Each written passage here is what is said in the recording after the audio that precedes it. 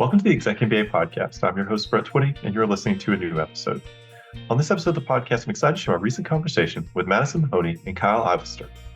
Madison and Kyle are first-year students in our Executive MBA class of 2025, and they are also section representatives. I recently connected with them to talk more about their backgrounds, their decision to pursue an MBA, what led them to Darden, the impact of their experience thus far, and so much more. I think you're really going to enjoy this conversation. So without further ado, here's my interview with Madison Mahoney and Kyle Ivester. Madison, Kyle, welcome to the podcast. Thanks for having us, Brett. It's great to have you here. Madison, how are you doing? How's everything? Good. Busy. Q3 has been very quant heavy, but honestly, everything's been going great. Yeah, finance, accounting, and leadership communication, correct? Yep, that's exactly right. All right. And it's a short quarter as well. How does that feel? Can't tell the difference. Okay.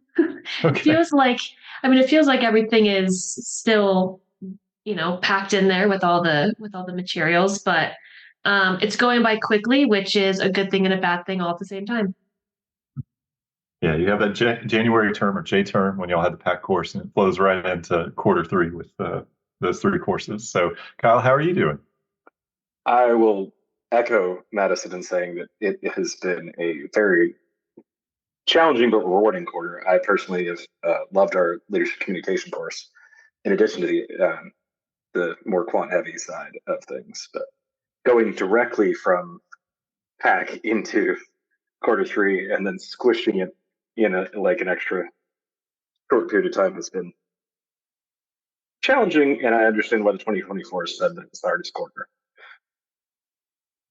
Yeah, but it's all downhill from here. You get through quarter three, it's quarter 4, 5, 6, and then you're taking electives, then graduation. I mean, it's basically, you're picking up speed at this point.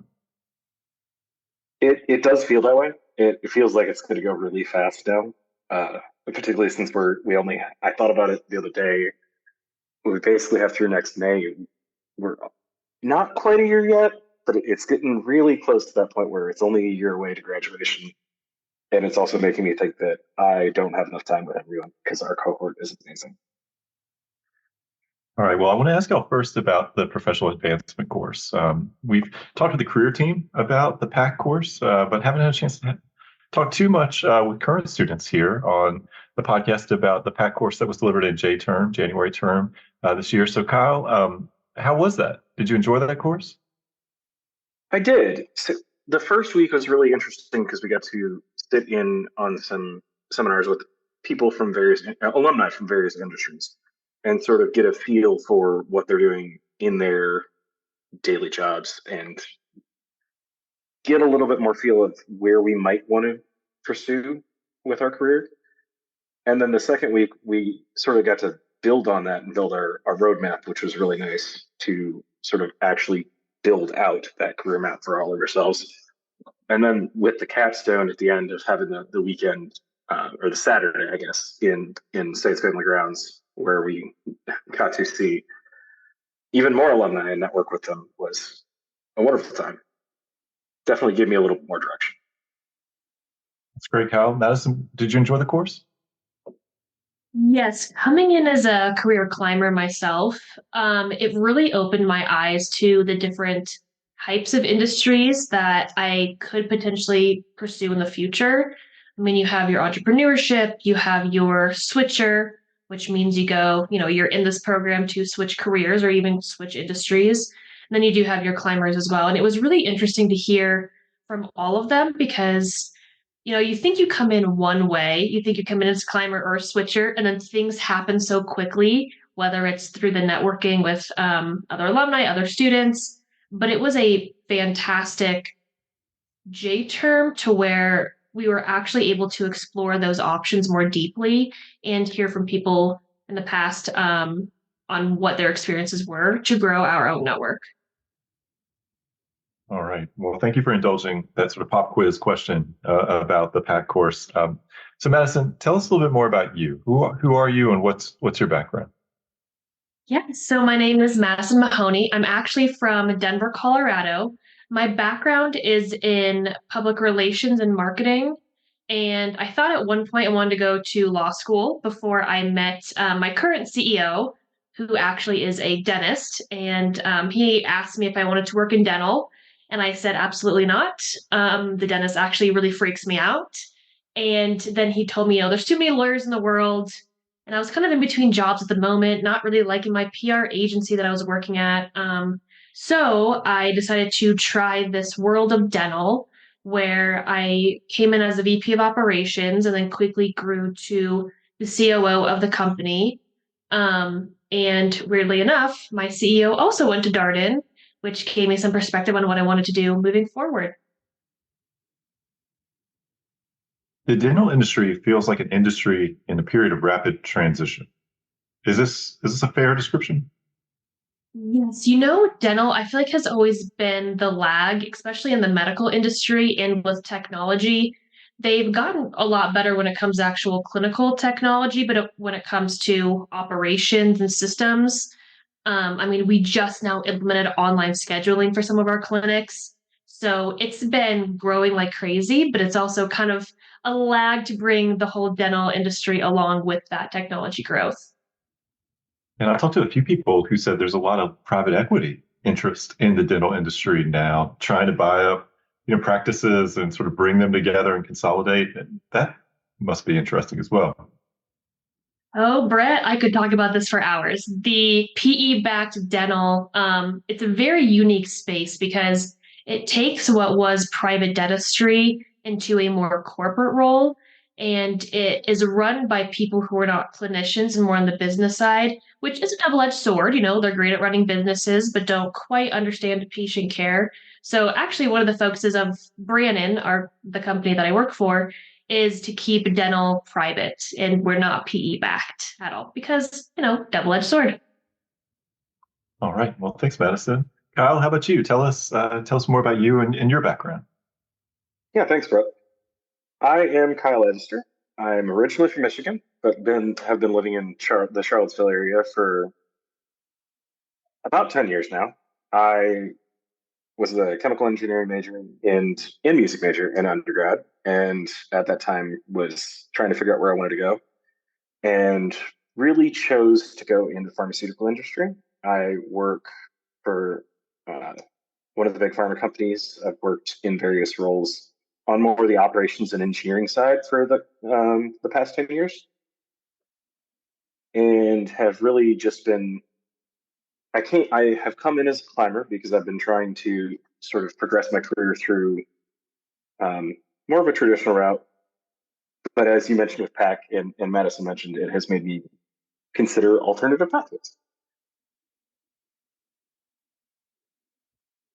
That is very interesting. I think a lot of what we share with prospective students is that so much of this program is about exploring potential opportunities. You're around a whole group of people you wouldn't have otherwise met, but for the MBA program. You're taking classes that you probably never taken before, being exposed to subject matter, having conversations, learning about careers maybe you didn't know about. Did that exploration aspect feel real to you, Kyle?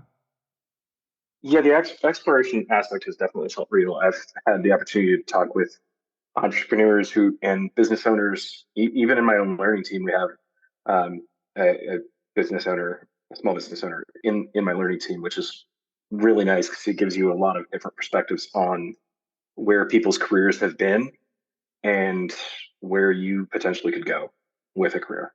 So I've had an opportunity to talk to people inside the pharmaceutical industry and in construction, small business, energy. It's been very refreshing to get out of my little bubble of pharmaceuticals. I do think I like where I'm, as I've been talking to everyone, I do think that is where I sort of want to end up.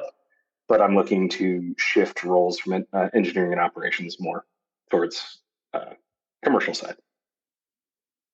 All right. And how did you decide that you wanted to pursue an MBA?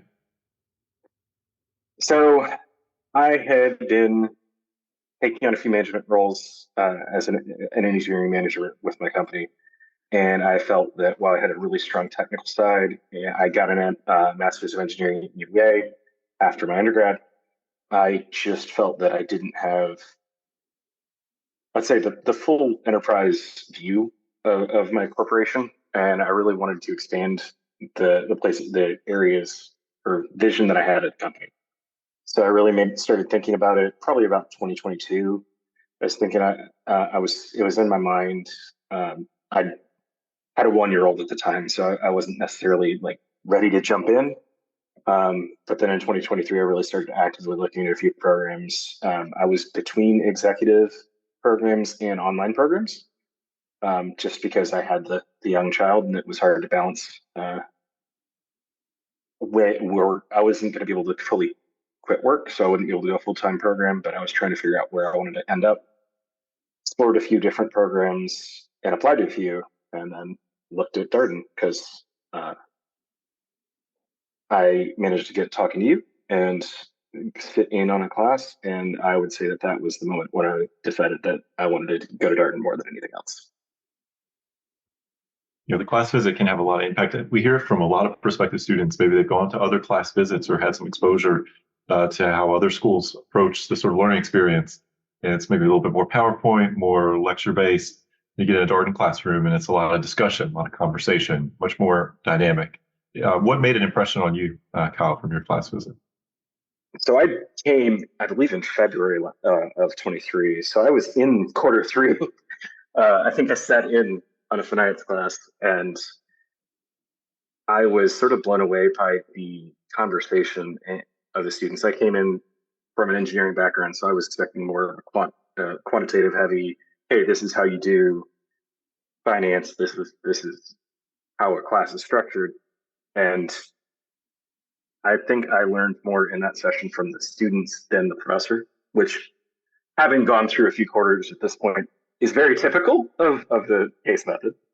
But at that time, I was very sort of surprised because the students at the time had started a discussion very quickly on, I think they were talking about buying a house in Charlottesville or a property in Charlottesville, and there were people that were in the real estate industry who leveraged their experience and started teaching their fellow students how the typical standards of the industry worked, which is probably one of the coolest things about the case method is how much I'm learning from my cohort, not just the professors.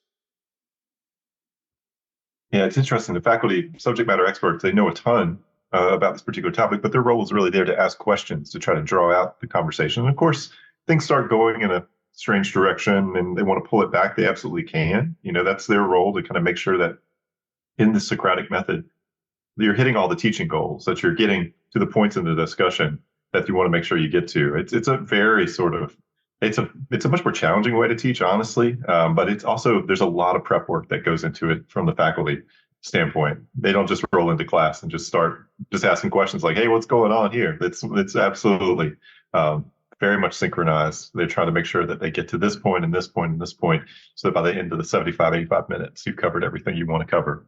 Lot to do for sure. Madison, how did you get interested in pursuing an MBA? So I like how I mentioned, I fell into the world of dental, and then I fell into being the VP of operations, and then I fell into being the COO of a company. And, unlike Kyle, I do not have a quant heavy background. I'm much more of a creative communications, PR background. And I found myself in this role of being the COO and grasping at straws as we were going along, trying to figure out, one, what actually being a COO entails, and two, how can I navigate this new role without having a complete cohesive background in business? Granted, I had some background, but it wasn't a real cohesive background. So, and the company that I work for, I truly love the company, and I wanted to figure out how I could best support the company that I'm in, help grow the company, and become the best COO that I could. And so when I was talking to my CEO, who is a Darden alum, I expressed this idea of wanting to go back to business school, kind of like what he did, and figure out how I could be the best COO possible. And I applied to some schools in Colorado. But the reason why I actually chose to go to Darden, and this has stuck with me since the beginning, and the CEO, his name is Scott Dudley. He told me, do you really want to get a degree, just a degree, or do you want to get an experience along with your degree? And I would say you can go so many different places and just get those three letters at the last end of your last name.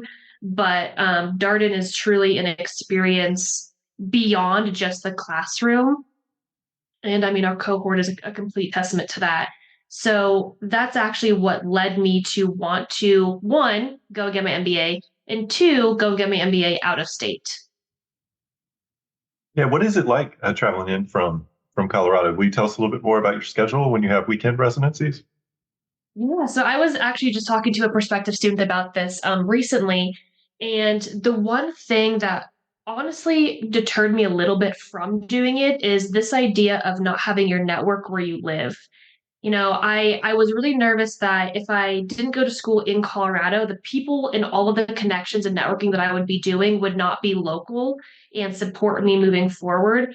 But the thing that should absolutely not deter you from that is Darden, because the network is so vast. I mean, there's a ton of people that went to Darden that even are in Colorado right now. So that shouldn't be too much of a factor if you are somebody that would have to be traveling. And then, secondly, with actually traveling, you have to mentally prepare yourself for that. It is very exhausting. It's very tiring, after you've had classes all day, Friday, Saturday, Sunday, and then hopping on a plane Sunday night and getting home at 10 p.m. and working first thing Monday morning. It's definitely a lot to handle, but it's, I mean, the people and the experience that you go through with the travel, it is so much fun because I fly in. My schedule is usually I fly in Thursday mid-afternoon. I like to take advantage of my time in DC and sightsee and go to some museums before classes actually start. And then we start classes, and it's very similar, I feel like, to the people that live in the area because we're all staying in one hotel together. So it feels like we're all coming together that weekend. And it's not just me in a hotel by myself and then seeing everybody. We are all together. So it makes it a little bit easier. The plane isn't always the best, but a lot of people are traveling in and out.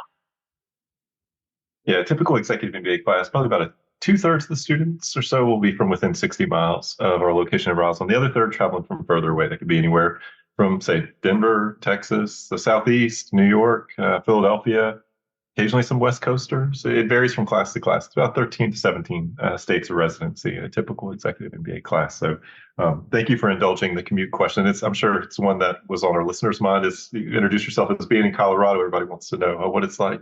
And you've also got the time zone thing with distance classes. Has that been okay? For me, I'm actually very lucky because I'm 2 hours earlier than the East Coast. So actually, for me, it's great because classes usually start at 5 p.m. my time. So it's 7 p.m. I'm in DC. And so I'm done with class about 7 p.m. and I still have some time to unwind and not have my mind be racing before I go right to sleep. So for me, it's fantastic. I can't imagine being in DC and having it go until 9:30 at night sometimes. But the good thing is we're all in it together. So it's not too bad. You get used to it. Yeah. Yeah, it's a couple nights per week, most weeks. The weeks leading up to a weekend residency, you won't have distance class. So, Madison, I'll stick with you for this next question. Came to Darden, you're brand new student. Obviously, you're navigating the first year right now, but you're a few quarters in. What was the first quarter or two like? Were there any adjustments for you as you were getting started? Yes, I would say the biggest adjustment, well, I would say a couple. This is so much different than undergrad in a great way because your cohort is a group of type A personalities who, especially in an executive MBA, are either very established or have truly unbelievable backgrounds. And so you're with this conglomerate of fantastic minds. And so every single person that you're meeting is completely unbelievable. So and everybody is here because they want to be here. Some people in undergrad, go just because it's the next thing to do. So it's a much different culture than a usual undergrad experience. But then I will also say, especially during LR1, which is Learning Residency 1, in Charlottesville, and that was the very first time we're down there for a week. It's kind of like your orientation week before you really jump off into your classes afterwards. And that is fantastic. You have an entire week chock full of classes, getting to know everybody. There's some cross sectional pollination between the part times and the executives and some of the full times. And so you really get this holistic view of what Darden is as a whole. But then you also start to make those little connections with your people and really start to feel like a cohort. So it was just fantastic in the very beginning. Yeah, that first leadership residency, what's always interesting to me is we always have a portion of the class that seems like they already know each other because they've been coming to some of the student events that we've been having over the summer leading up to the start of school. And then, of course, the whole class has not been together. This is the first time everybody's been together. So you go from like the first day where everybody's a little bit nervous, kind of still trying to feel the situation out, to like Friday, where it honestly feels like these people have been in class together for weeks. But the start to the finish, all of that one week, it's a testament to just all the bonding that happens in that week. It happens pretty quickly. Yes, and the one thing that I will say, because with me not being local, I actually couldn't attend any of the on-ground stuff before classes start. And if you're like me and if you can't do that, everybody's starting from ground zero on the first day of classes. So again, don't think that, everybody's coming in with all of these friendships and connections prior. We're all learning and meeting each other on that first day. Some people, it is nice, I'm sure, to see friendly faces. I saw some great faces over Zoom, which was cool to actually meet them in person. But don't let that deter you if you're unable to make those. Yeah, that's a great point. We do some stuff virtually. We try to keep that throughout the summer just to give people a chance to connect, because not everybody's here in the DC area. But there are some in-person things. But yeah, that shouldn't be something that causes you angst as you start your MBA program. Everybody is new at Darden on that first day of school. So Kyle, how about for you? What was the adjustment process like during your first quarter or two as a Darden student? Well, I would say that as Madison said, our cohort is amazing, but I and I think I've heard this from several, actually a good portion of our cohort. Everyone has imposter syndrome at some point. So to anyone that may be listening, if you have imposter syndrome, I don't know if I belong in an MBA program, that's all of us feel that at some point. So don't feel pressured that every cohort is amazing. No, everyone is. I would say my first adjustment was working out with my wife how we were going to balance the classes, the childcare, and the additional time I need to study with my work. I think having that sort of balance was something we had to strike. I had done remote engineering school with UVA, and sometimes not remote. I'd had a few classes that were on grounds before, but at that time we didn't have a child, so it was a lot easier to make that work and figure out the studying. So now with a child in the mix, it was sort of that, how do I do what I'm used to doing with studying, but also manage to participate in family activities, support her so that she has the ability to do stuff that she wants to do. And it was sort of a balance there. We've come to a good cooperative state at this point, but it took a little bit into quarter one for us to start figuring out, okay, how do we manage this? Yeah, I appreciate that point, because I think everybody feels like they have to have everything figured out yesterday before you start the program. Oh my gosh, we have to settle on a schedule. And I think from the admission standpoint, we can tell you what the program is. We can tell you about the schedule you're going to have, the general expectation around workload and how many cases, et cetera. I think it's very hard for people to understand exactly what that's going to look like in their life until you get started. Does that resonate with you at all, Kyle? It does. And even quarter to quarter sometimes. So Q3 has been a lot more quantitative heavy courses. So I've had to spend a little bit more time this quarter with doing all our financial modeling. So it's been a little heavier this quarter than some of the other ones have been. And it's throughout the program, and this is what we've observed so far, but also what I've heard from 24s and people that came before, is there are ebbs and flows to the program. That sort of balance and having to adapt and flexibility, I feel like it may be intentional, because the professor's definitely like throwing some surprises at us sometimes with, hey, you have all this extra work. And I think that the workload sort of bears us really well for being able to handle our careers when we leave. Because not only are we handling the careers and the extra workload in families now, we're able to handle this. Hey, I can take on anything after we graduate. Yeah, there is something to that. I've heard that pretty consistently from alumni, just how it expands your own sense of what you feel like you can do, your potential, your bandwidth, whatever word you want to use. That's definitely part of the experience here. Madison, curious, people ever ask you about the case method? How do you explain to them what you're doing in class when you come to Darden? Yes, and this is actually going to be particularly interesting to describe in quant classes.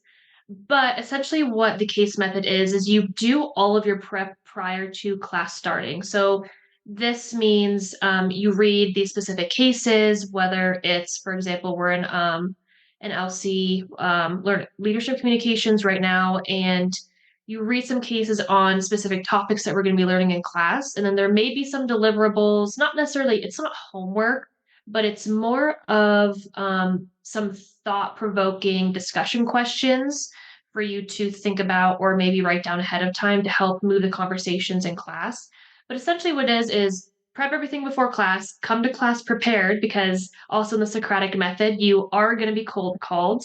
And for me, I'm an extroverted introvert. So that's very scary. I can kind of put it together if I need to, but definitely make sure that you come to class prepared because you will be cold called on.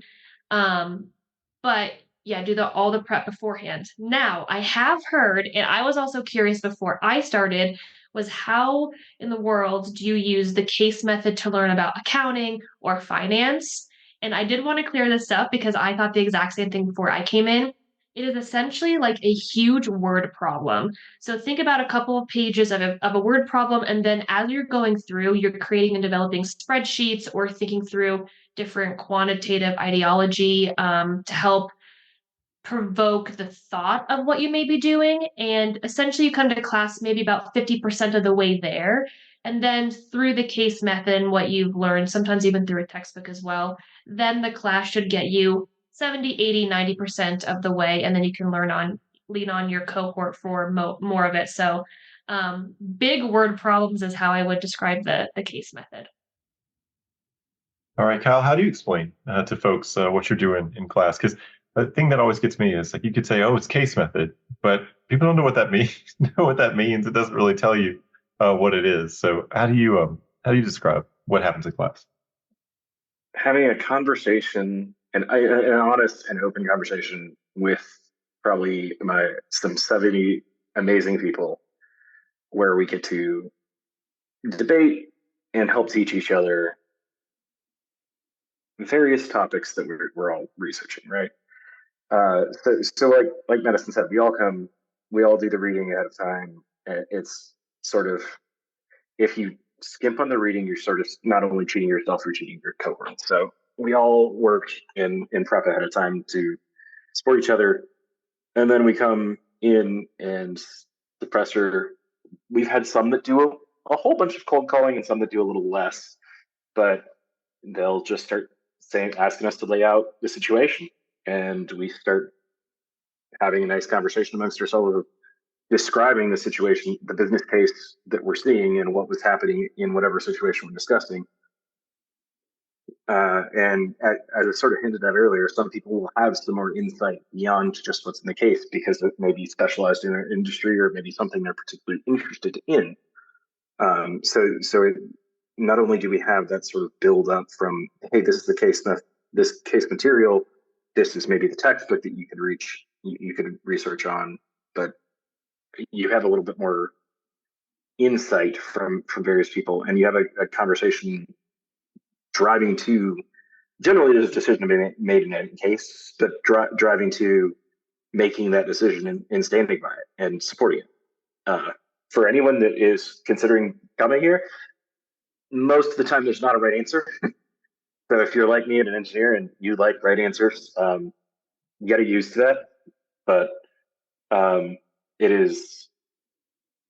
it helps you realize that in business, there are a lot of times when there's not a right answer. In the real world, decisions are messy, and it sort of helps you drive to that decision point and make a decision and stand by it. Yeah, a lot of ambiguity. Typically, you have imperfect information, trying to make the best decision you can with what you got, but typically no right answer. Madison, you mentioned earlier this like idea of having a full experience, and you and Kyle are both involved as section representatives for your respective sections. Um, and so, for folks who are wondering, there's about 130 or so executive MBA students in a matriculated class. The students are divided into two sections: Section A, Section B. We shuffle the sections as you go from semester to semester, so you have an opportunity to learn new people. That shuffling happens a couple times over the course of the first year of the program. But there are these folks, section representatives, who effectively represent their sections to the program team, advocate for their classmates, share their perspectives, all those kinds of things. Madison, how did you decide you wanted to get involved in this way? I also have a little bit of a unique story along these lines. It was in the back of my mind, again, extroverted and introvert. So I love meeting new people. I love having conversations. So I was very involved already in the cohort because, like I said, these people in your cohort are unbelievable people with unbelievable backgrounds. And so I wanted to pick everybody's brains and get to know everybody and network the best I can with my time here. And section reps came about, and I wasn't quite sure if I wanted to partake, not for the lack of love of the school and the cohort, but because my schedule was actually really full with work and everything at home. And so I didn't quite know how much extra work this would put on my plate, and it's really not that much extra work. If anything, it was kind of what I was already doing, making connections. And like you said, Brett, we are the liaison between the program team and our in our cohort to advocate for them. And so I was kind of already doing it. And I just decided it would be a great opportunity to represent and also to lead the cohort in a different way, and to get to know everybody on a different level. Kyle, how about you? What led you to get involved as a section representative? So probably similar reasoning to Madison a little bit. I think I may have been in the. I know I was in the January admittance class. I think of this one, so I was pretty early on, and I was trying to be active virtually with a lot of people, and I met a few people from our class in a lot of those virtual events or some in-person events. But I wanted to know as many people in the class as I can, and also because I felt that some of them may not speak up all the time, and I wanted to make sure that everyone got the most out of their time here. We only got 21 months, as you as you reminded me, and I wanted to make sure that throughout our time here that everyone gets what they want out of the 21 months, and not only that we build those connections for now, but we build them for longer than our time here at Darden, and hopefully for life. So I was trying to figure out how can I not only be improving myself, but improve the cohort as a whole. And when the opportunity arose, I volunteered and wanted to join the team.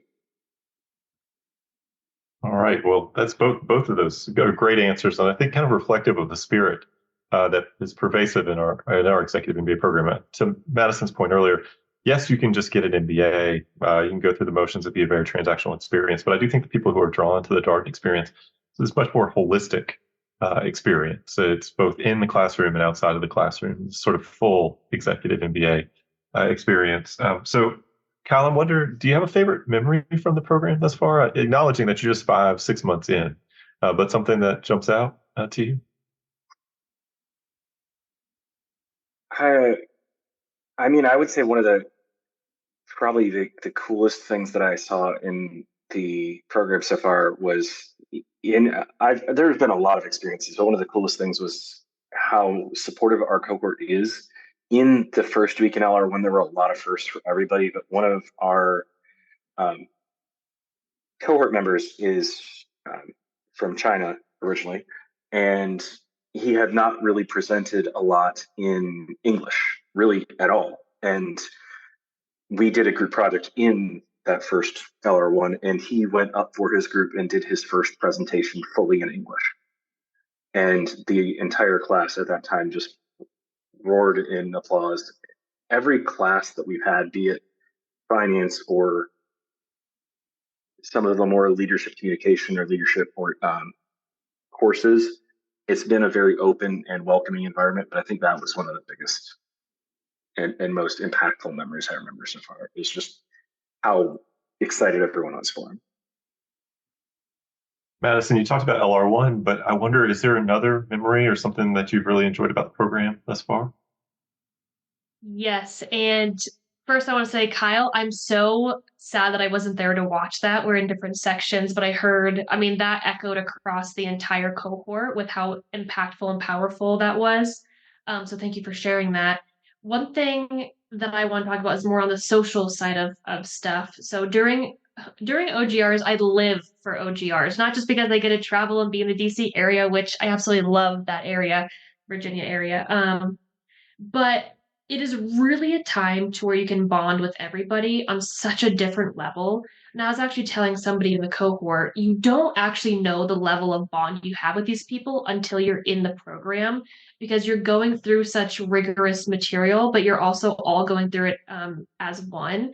And so during OGRs, we have social events, either networking and actual career stuff, or, we do game nights in the hotel lobby and we all just get together and people bring games and we're playing all night and it is so much fun. Um, Also, leaning on your cohort has been awesome. I mean, somebody in our cohort who works at the Pentagon, and we've gotten some Pentagon tours. So there's so much more out of this program than just the academics. You really build a network and you really build a team of people that you can lean on and that can support you not only through the academics, but even past it and moving forward as even networking opportunities. All right, and maybe a very difficult question to answer. I don't know. Again, early days, but what's been the impact of the program for you thus far, Madison? Do you have a sense of like this is who I was when I started, and even now, just 6 months into this program, I can see these changes? Anything jump out? Man, the one thing that I didn't quite know that my CEO told me, who went to Darden previously, was you learn a lot through the classes. You learn a lot of material to make you a more holistic person on a business sense. But like I keep going back to, is you learn so much from your peers, not only through the case method, but outside in the social settings as well. So I mean, I don't even know where to begin. There's so many things I've learned from my people, but I think the one thing that I really will take away is the vast network that Darden gives you because it is truly worldwide. I was going to say nationwide, but it's completely worldwide, as Kyle said, with our cohort from China, and it goes so much more than just the classroom setting. It really goes beyond that. And one thing else that I will say is anything you learn, whether it's through your people or in the classes, the executive MBA, you can apply Monday morning when you go back to work. I'm taking so many tools from classes and explain them to people that I supervise and that I manage to help make systems and people more efficient. And they've all taken a liking to it. So it's cool to be able to learn it and then apply it Monday morning. Yeah, Kyle, how about you? Same question. What's been the impact of the program for you thus far?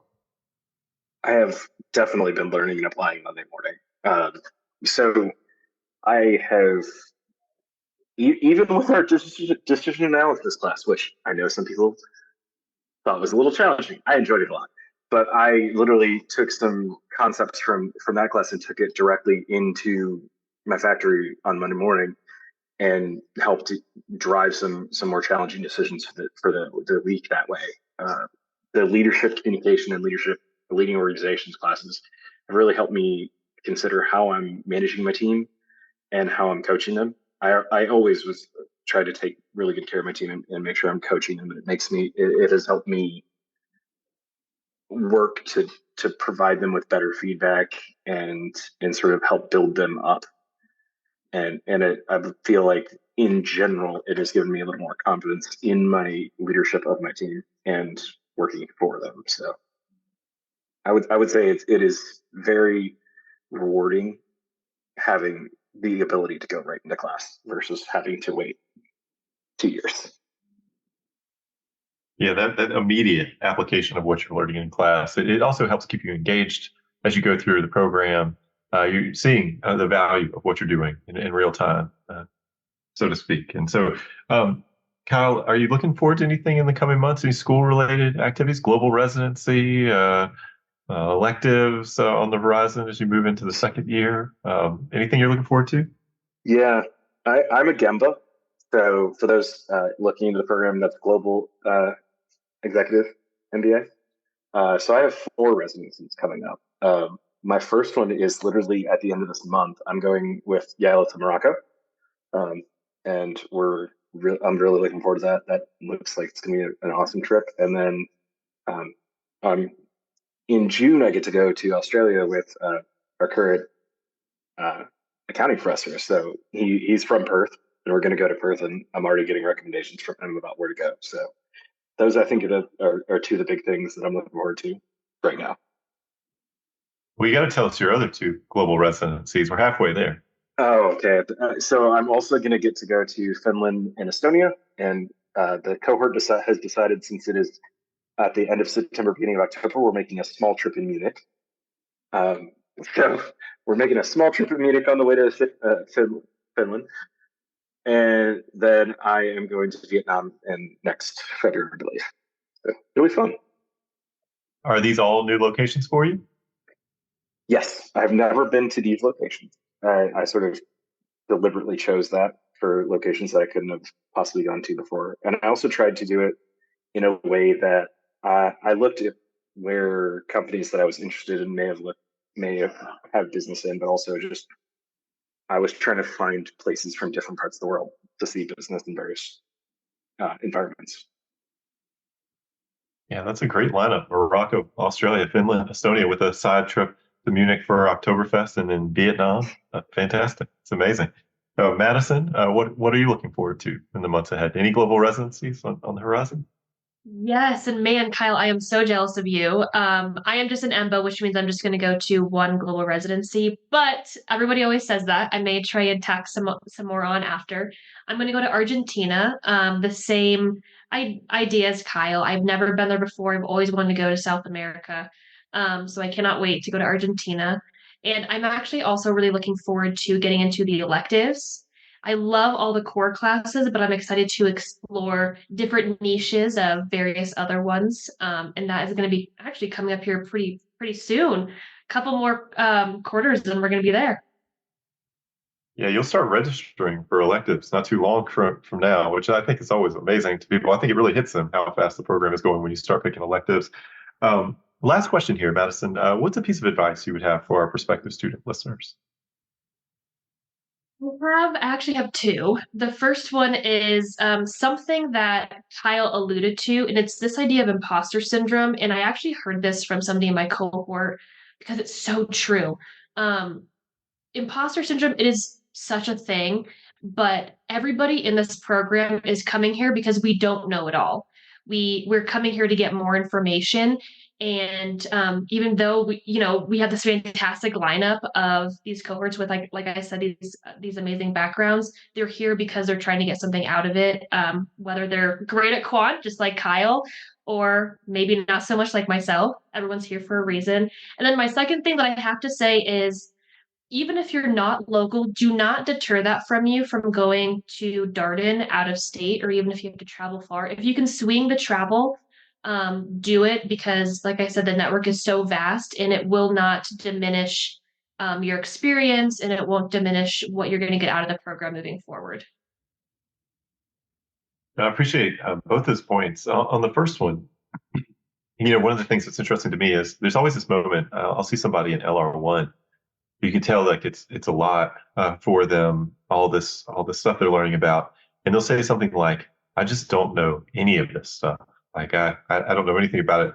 And I always just try to remind them, well, that is why you're here. If it would be really alarming if you came and you're like, "I know all of this. Why am I sitting in these classes just covering all the stuff that I know already?" Um, but it's easy to forget that too, particularly when you're sitting in a room of people for whom, there's some people who know this stuff intimately because they do this day to day. And so it can be hard not to compare yourself to the accountant in the accounting class or the person that works in finance, but everybody has their own learning curve. and everybody is here to learn. So, Kyle, piece of advice for our prospective students? I would say, first off, for the application process, know your why you don't want to join. But like for the program in general, I would say take the risk, do it. It's a lot of it's very rewarding, but also most importantly, when you are in the DC residencies, stay in the hotel. We make so many bonds in the hotel. I know some people that live in the DC area, they're like, oh, I don't want to, I can go right home. And yes, but as Madison alluded to, we do game nights in the hotel. We hang out just in study down there. We make so many connections in that area, or decide that we're randomly going to go out, that there's more than just the classes. As Madison alluded to, it's you don't just learn it all from going to the class. You learn it from another night at Open Road, sitting there talking about what we learned today and just reviewing what we and discussing it. It's a lot more than a class. It really is a full program, and I am very honored to be part of this program. So. Kyle, Madison, thank you so much for coming on the podcast. It's been great catching up with you. Thanks for all your insights and advice for our prospective student listeners, and look forward to seeing you on grounds. This weekend. Amazing. Mm-hmm. Yep, get there Thursday. Looking forward to it. Yes, thank you so much, Brett. Kyle, see you Thursday. See you, Madison. And that was my interview with Madison Mahoney and Kyle Ivester, two first-year students in our Executive MBA class of 2025. As always, if you have any comments, suggestions, requests, anything you'd like for us to cover here on the podcast, we're all ears. We can be reached at exec, that's ExecMBA@darden.virginia.edu. Till next time, stay safe, be well, and thanks for listening.